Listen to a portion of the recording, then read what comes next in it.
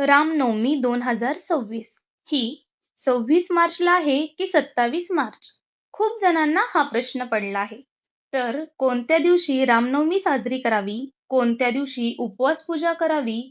शुभ मुहूर्त कधी? रामनवमी कशी साजरी करायची? का करायची? नेमकं रामनवमी म्हणजे काय? हे आपण या व्हिडिओमध्ये बघणार आहोत, पण त्याआधी चॅनलवरती नवीन असाल तर सबस्क्राईब करायला विसरू नका. चला तर सुरुवात करूयात. ह्या वर्षी अष्टमी आणि नवमी एकाच दिवशी आली आहे. तर रामनवमी नेमकं कोणत्या दिवशी साजरी करावी? तर पंचांगानुसार रामनवमी गुरुवारी 26 मार्च 2026 रोजी साजरी केली जाणार आहे.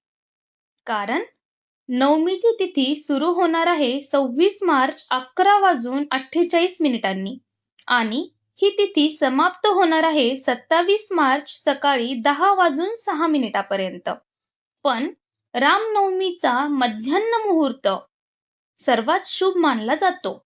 राम जन्मोत्सवाचा वेळ म्हणून पूजेसाठी अत्यंत महत्वाचा शुभ मुहूर्त 26 मार्च 2026 रोजी असणार आहे.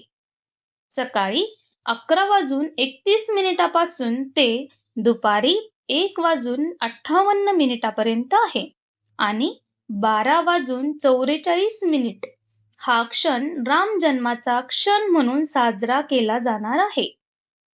रामनवमी का साजरी केली जाते?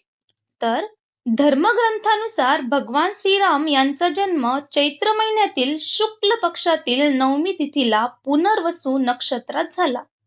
याचा स्पष्ट उल्लेख वाल्मिकी रामायण बालकांड मध्ये आहे. तसेच स्कंद पुराण आणि पद्म पुराण मध्येही रामनवमी व्रताचे महत्त्व सांगितले आहे. भगवान राम हे भगवान विष्णूचे 7वे अवतार आहेत, जे धर्म रक्षणासाठी अवतरले. शास्त्रानुसार पूजा विधी कशी करावी?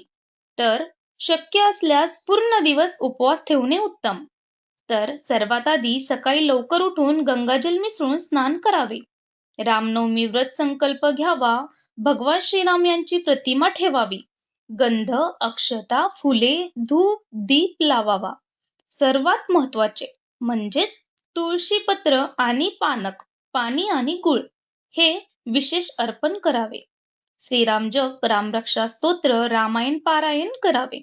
मग दुपारी जन्मोत्सव साजरा करून शंखनाद, आरती करून प्रसाद वाटावा.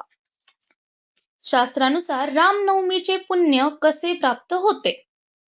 स्कंद पुराणानुसार रामनवमी व्रत केल्याने सर्व पापाचा नाश होतो. तर पद्मपुराणानुसार राम नाम जप हा सर्वश्रेष्ठ पुण्य देणारा आहे.